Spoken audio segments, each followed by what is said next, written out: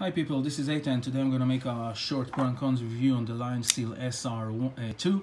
The SR2 is the smaller version of the SR1. LionSteel is an Italian company. This is an Italian made knife.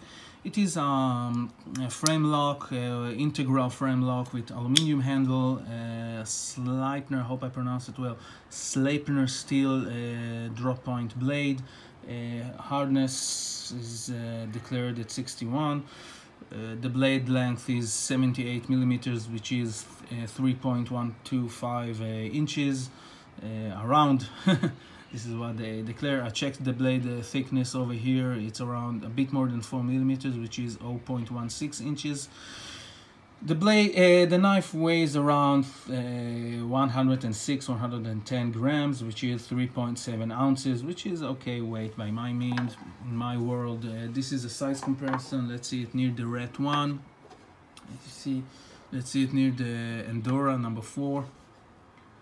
Let's see it near the Spyderco military. Yeah, today I brought only big knife. Sorry. I have something. Maybe I have something small. Here? No, not around. And this is near the Benchmade Griptilian, which I modified a bit. I'm not finding anything small to compare it, but it's not that a big knife.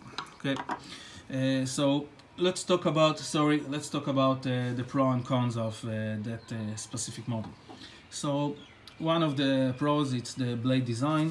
It has a convex secondary bevel, which is retain its edge better. But it's harder to resharpen. People who don't know how to resharpen convex edge may find it a bit difficult. But it's easy to maintain, so you can strop it a lot. And the difference between sharpen and maintain, you need to resharpen a blade when it's totally losing its geometry, you know, or it's very, very dull and you can see a reflection of the light very clearly. So you need to resharpen the knife. There are methods you can see out there on YouTube, or ask a friend who's dealing with knife sharpening how to do that. But let's go to the pros. So it has a convex secondary edge, which gives you a good it will retain the edge longer and it penetrates very good. It also have a very high ground, which is also good because it keeps a very low angle, so the geometry is better than, you know, if you started the grind at the 60% or 40% or something like that. So this one is good. Also, you have a flat portion and a belly portion, which allows you to play with it. Some people prefer that, some people prefer that, some people cut better with or use task with the flat portion. So it's not like the maker made you, it's all flat, or it's all round like the ZT0095, and deal with it. So these are the blade advantages. Now it says, I forgot, and it says it also have a sharpening choil, which makes I am a professional sharpener and I look at that stuff, and it makes your sharpening very easy if you have this part and you don't need to scratch all the blade. Now the handle and the design is very ergonomic. It's very nice to hold. It's very smooth. They smoothen all the parts over here.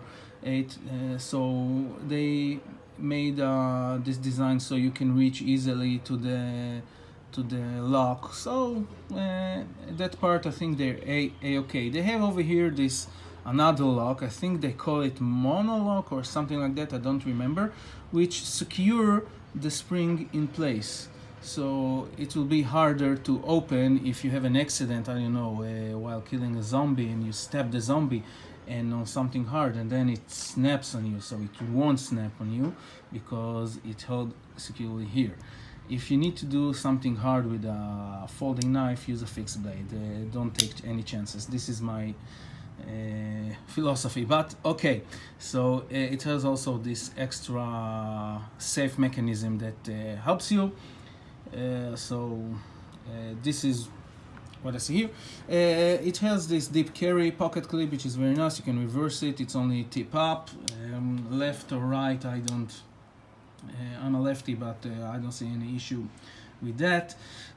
So these are the pros of that knife. I think I can So, well, I'll summarize it later.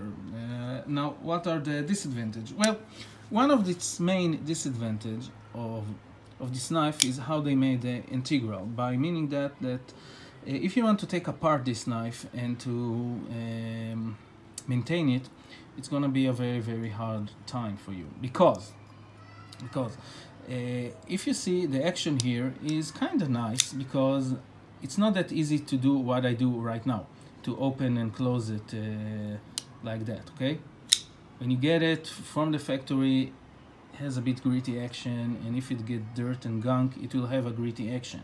And if you want to remove that grit and gunk, you have two options. You need to open it up and take it out, clean it and put it back, or you can put a bit lubrication and try to, I don't know, clean it with air pressure or something like that. Other option, well, the first option, it's very hard. It's very hard, because when you disassemble this knife, the lips over here, they start to close, and you can't put back the washers, and it has a Teflon washers and the blade inside, unless you put some, I don't know, something to reopen those lips. Now, you want to do it gently, because it's aluminum and you can, you know, use too much force or pressure and it will deform. So you don't want that to happen.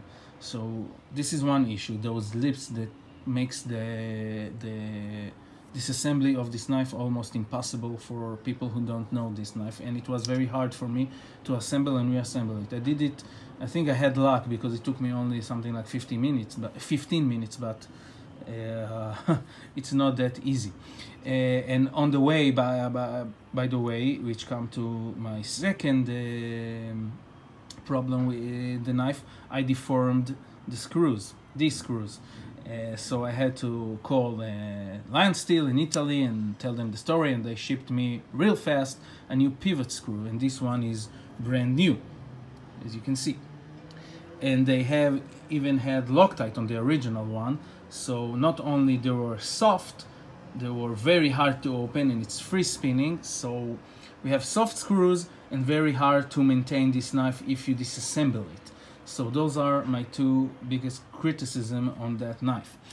Now, I did it, and now it's working okay, and I used, by the way, a very thick oil, but take it under consideration. So this is one of the biggest disadvantages. Another thing, it has some sort of a specialty lock over here, 2 holes, and you need to open it and switch it. You can do it with somewhere else, but if you don't want to scratch it, do it with the tool they give you. Also, this one, you can use a Torx screw, as you can see, but it totally deforms. So use the specialty, or I don't know, the specialty tool they give you. It has 2 teeth that goes inside one of those holes, and you can spin it, but you need to hold it over here because it's free spinning. So the bottom line, when I'm trying to see a bottom line, I'm trying to look at a couple of things. One, functionality. Well, as a tool, it's well designed and it's a functional tool. It will cut and it will do what it's supposed to be. So, and it's easy to carry, it's not too heavy, it's nice to carry, it has a deep pocket carry, it's smooth. So as functionality, it's very well for me, pass. Fit and finish also very well. I think the fit and finish of LionSteel knives are, those are well made, as you can see. Not problem here.